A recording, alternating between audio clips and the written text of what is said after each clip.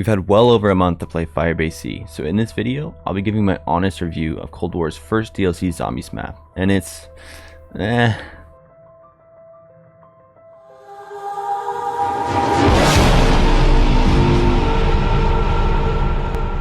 Hello again YouTube, I'm NicksMyth, your one-stop shop for everything CoD Zombies related. If you enjoy this video and want to connect with me and our beautiful community, make sure you subscribe so you don't miss any upcoming content or live streams. Now, let's talk about Firebase Z. I'm going to break this review down into the following sections, as well as rank each section as honestly as I possibly can. Make sure to stick around to the end of the video for my overall score out of 10.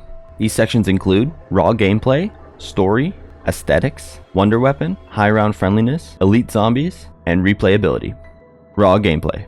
In terms of strictly gameplay, I find this map to be fairly solid. The 3-lane layout makes things nice and easy for someone that's just starting out with zombies, but also keeps the flow of movement nice and efficient around the map. The Dreisendracht style jump pads are very useful to quickly maneuver between each of the 3 reactor areas, and they're a nice addition even though the map is pretty small. Overall, I give raw gameplay a 6 out of 10. Story. This is an area that I was pleasantly surprised about with Firebase Z. Coming from Die Machine, where it had basically zero lore aside from the bits of intel and the introduction of the Requiem team, I was happy to see that Firebase Z incorporated a lot more of a storyline compared to Die Machine. With that being said, I'm looking forward to seeing where Treyarch goes with the Dark Ether storyline moving forward with the upcoming survival maps. Overall, I give story a 7 out of 10. Aesthetics. Now, this is where Firebase Z really shines. The Vietnam setting reminds me a lot of how much I appreciated Shangri-La back in Black Ops 1. But brings a 2021 spin to it with really beautiful, bright scenery and a refreshing change to the common vibe of most zombies maps, with them usually being really dark or snowy. The defense areas are gorgeous, and I sometimes find myself staring off into the luscious palm trees, imagining enjoying a thirst-quenching pina colada. Oh shit, my bad guys. Overall, I give the aesthetics of this map a 10 out of 10. Moving on to the wonder weapon, the Reiki. This category might take me a minute, so bear with me. I had high hopes for this wonder weapon after initially seeing it in the reveal trailer, but that changed rather quickly once I got my hands on it. Initially I thought, wow, a ray gun assault rifle, this is going to be incredible, something the community's been waiting a long time for, and one that I think all of us wish the Mark II could have been, in terms of it being fully automatic. But after testing the mechanics of the gun, I soon realized I would just much rather have a Mark I if that was possible in Firebase Z. I like that it took a Mark III kind of direction with the 2-stage ammo mechanic. I just wish it worked the same way as the Mark III. The fact you have to switch fire modes in order to make the orb explode feels extremely cumbersome to me. I find myself thinking it's in the full auto mode after shooting an orb, only to realize I'm back in the second fire mode. Either because I didn't switch initially, or I double hit accidentally and I'm back into the orb mode. If it worked as instantaneously as the Mark III did, then I would love this gun. I could go on about the Reiki, but I'll probably just make a separate video on this in the near future. Overall, I give this wonder weapon a 4 out of 10, which honestly I feel is still a little bit generous. Let's talk about high rounds, baby. When Firebase initially came out, everyone was using the weapons lab strat, which was great for a while until they patched the reload cancel on the Reiki. I'm sure it's still a somewhat viable strat, but I honestly prefer the Colonel's office now. It reminds me a little bit of the penthouse strat on D Machine.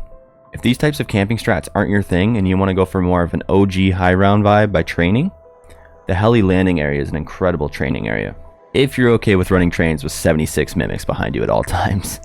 Overall, I give high round friendliness a 6 out of 10. Elite zombies.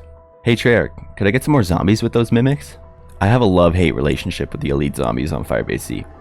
The return of the manglers from Growrod Crovey are a really cool nostalgic touch, and the mimics are really badass looking and honestly aren't really that hard to kill. The main gripe I have in this category though is the spawn rate of the mimics.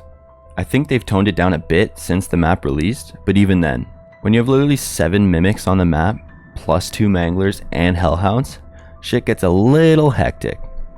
Mind you, the hellhounds are extremely easy to deal with, and the manglers aren't too bad too if you take out their cannon right away, but the mimics still feel a little excessive. I think having the mimics a little harder to kill, while also coming at the frequency that Megatons did on D Machine, that would be a lot better for the flow of elites on this map. But hey, I'm no developer, so overall, I give Elite Zombies a 4 out of 10. Replayability. I don't really find myself booting up this map very often, and it makes me kind of sad, to be honest. This map had an extreme amount of potential, and even though it's really gorgeous, I just find myself getting quite bored with it rather quickly. Even D Machine I find is a lot more fun to grind high rounds on, and I find myself going back to that map quite often. Psych! I think having more side Easter eggs to unlock special weapons or equipment would add a lot of replayability to this map. Similar to how Origins did it with their Thunder Fists, Airstrike Beacon, and upgradable staffs. I really hope to see Treyarch implement these types of things into future maps like they did on Black Ops 2 and Black Ops 3. Overall, I give replayability a 3 out of 10, unfortunately. Now, before we move on to the final score, make sure you smash that subscribe button and hit that bell icon so you don't miss any of my upcoming Cold War Zombies content. After tallying up every category, our final overall score is 5.9 out of 10. Again, I really had high hopes for this map. And don't get me wrong, it can still be a good time. I'm just slightly disappointed with how certain aspects turned out, but I feel my overall score is relatively accurate. Let me know in the comments if you agree or disagree with any of my category scores, as well as your overall score. Curious to see what you guys think. That's going to be it for my Firebase Z in-depth review. I'll catch you in the next video. Stay undead, my friends.